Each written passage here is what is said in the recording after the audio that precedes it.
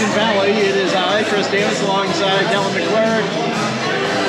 Seals win 15-12. It's a lot closer than what I was expecting.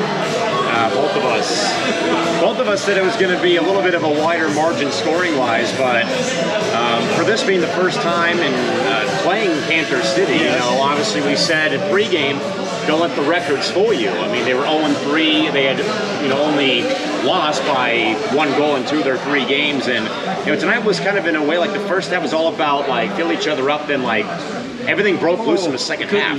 Lord, did everything break loose in the second half. Can we say cross-checking? Can we say holding the opponent's stick? Can we say about 6 cross-checking penalties that weren't called?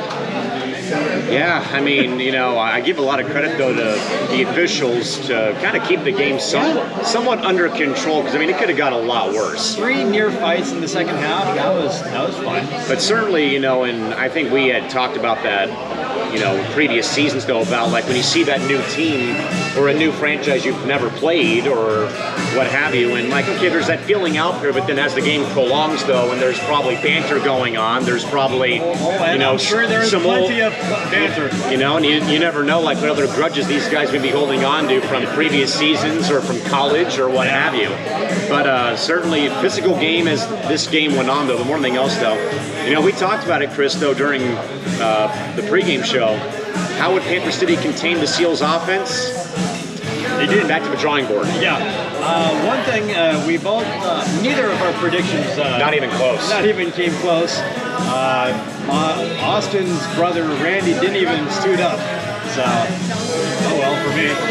And, I mean, the first quarter alone knocked me right out of, basically right out of the box. Yeah. Not to mention the fact that you wanted to see Chiliano. Too bad he didn't even dress tonight because, well, there's this thing called COVID going around.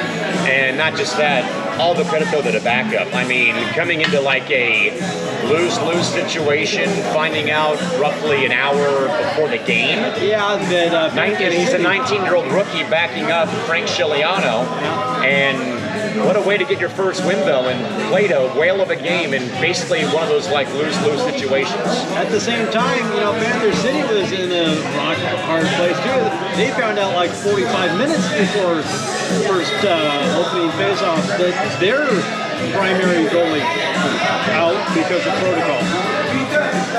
So, welcome Nick DeMute from Seals past. Yeah, he hit his goals against, that's for sure. I mean, 15 more put in by San Diego tonight. Already had a 15.55 GA going into the game tonight. So certainly taking hits, and sadly for DeMute, it's one you have to kind of take to the team because of the main goalie being out due to protocol. Well, not only that, but also their defense, not exactly the best. Yeah, I mean, and I think the Seals did a great job, though, of especially, I think we touched base a bit on their power play entering tonight's game, and they had an extended prolonged 5-minute power play as the physicality of this game had gone on, though. But certainly they capitalized, though, in big areas tonight. And how about 4 hat tricks in the game, though? 4 hatties, 1 goal away from a sock trick for Dayton Dobie. But the power play problems for the Seals continue. They improved. They went 3 for 7 on the power play. They improved a whopping 3.5%. And I'm pretty certain, and sadly we weren't able to talk to Coach Merrill and players tonight again due to the protocol surrounding COVID. But I'm sure though, if we ask about the power play, what needs to improve, we said we got to keep working at it. You know, this is our 4th game of the season, and we just have to keep getting better at it as it goes on. You know, that could be an excuse for, you know, these guys playing the game though, but there's always a but, sadly, as well, along with other things going on here.